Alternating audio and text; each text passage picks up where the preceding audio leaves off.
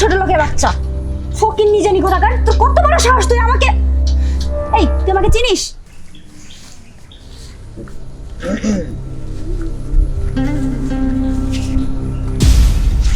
এই ছোট লোকের বাচ্চা, ফকির নিজে নি কোথাকার, তোর কত বড় সাহস তুই আমাকে, এই তুই আমাকে চিনিস? তুই আমাকে চিনিস আমি কে?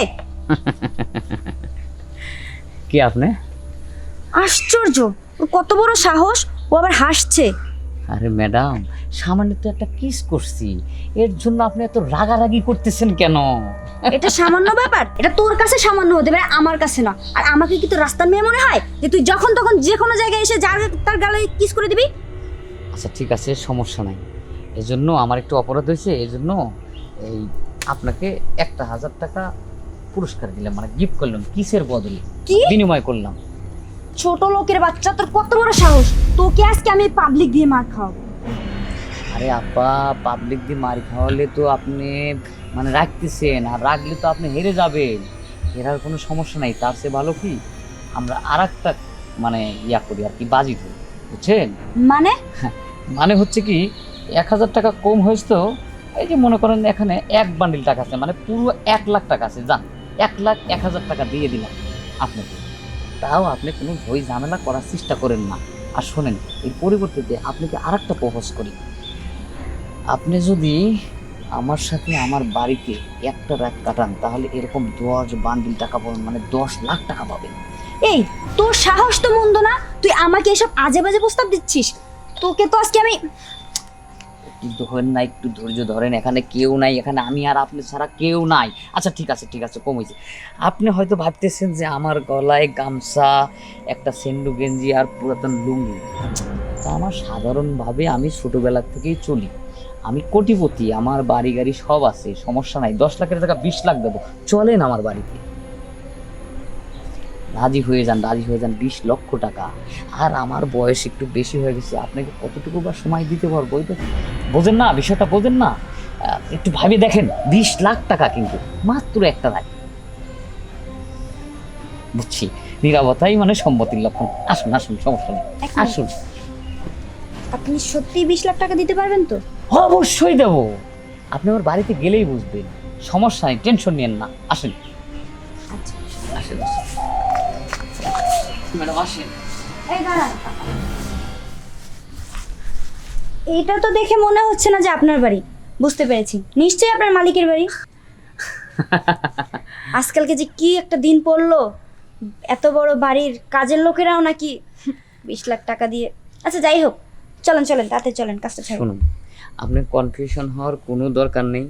আর আপনি যাকে কাজের লোক ভাবতেছেন, আসলে আমি কাজের লোক না, আমার এই বাড়ির মালিক কেউ না, আমি এই বাড়ির মালিক। আমার মালিক কেউ না, আমার মালিক শুধু উনি। উনি আমাকে দিয়েছে, আমি সব কিছু পেয়েছি। কিন্তু দেখেন, চলাফেরা কিন্তু আমি সাধারণভাবেই করি, আমি কখনো নিজেকে অহংকার করি না, নিজেকে কখনো কোটিপতি দাবি করি না, কিন্তু আমি কিন্তু কোটিপতি। হ্যাঁ ঠিক আছে, আসুন, কথা বলে লাভ নাই, আমরা আমাদের কাজে চলে যাই, আসুন।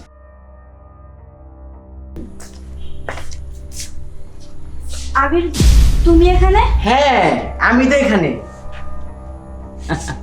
আমি থাকবো না, কে থাকবে এখানে? আমার বাড়ি, আমার ভাই, আমার সয় সম্পত্তি, কে থাকবে এখানে? এসবের মানে কি? এসব মানে তো তুমি কিছু বুঝতে পারবে না। বুঝলে তো তুমি আমার ভাইয়ের সাথে আসতে না। সামান্য কিছু টাকার জন্য তোমার ভাইয়ের সাথে রাত কাটানোর জন্য চলে আসলাম।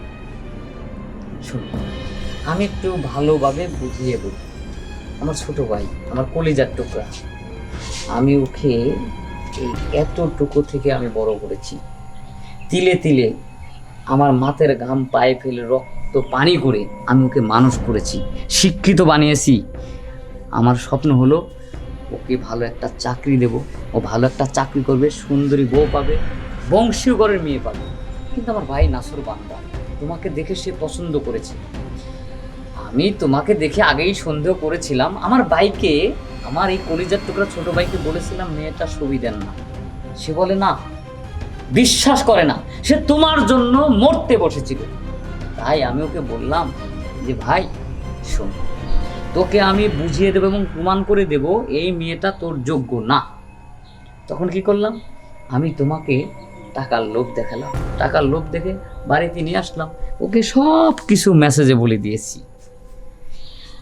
আর ওকে বলে দিয়েছি যে তোর ভালোবাসার মানুষটাকে তোর সামনে নিয়ে আসবো। এই দেখো, ঠিক তাই করি কি আমি এখন বিশ্বাস হয়েছে? হ্যাঁ ভাইয়া, তুমি যেটা বলেছিলে সেটাই সত্য। আমি ওকে মন প্রাণ দিয়ে ভালোবেসেছিলাম, সে আমার সাথে বেইমানি করেছে। এখন কি ওকে বিয়ে করবি? না, আমি যে জায়গায়- অসম্ভব ভাইয়া, আমি ওর সাথে বিয়ে করবোই না। তুমি যে মেয়ে পছন্দ করছো আমি সেই মেয়েকে বিয়ে করবো। ঠিক আছে ম্যাডাম, আপনি আসতে পারেন। আবির, আবির প্লিজ, কোনো ক্ষমা নেই, তুমি চলে যাও এখান থেকে, যাও। আমার ভুল হয়ে গেছে। তুমি যাও এখান থেকে, তোমার সাথে কোনো কথা নাই আমার। ভাইয়া আপনি প্লিজ আমাকে মাফ করে দেন। আসলে আমি বুঝতে পারিনি, আমি টাকার লোভে করে শুনুন, আমার একটু ভালো করে শুনুন। এটা যদি কোনো ভুল হতো তাহলে আমি আপনাকে ক্ষমা করতাম, কিন্তু এটা তো ভুল করেন নাই। আপনি তো একটা চরিত্রহীনা লোভী একটা মেয়ে, আমার ভাইয়ের জীবনটা নষ্ট করতে আসছিলেন, আমার পুরো ফ্যামিলি আপনি ধ্বংস করতে আসছিলেন। আপনি একটা কাল লাগনি কালসাপ। বের হয়ে যান, যান বের হয়ে। আমি বলছি বের হয়ে যান, গেট আউট, আউট।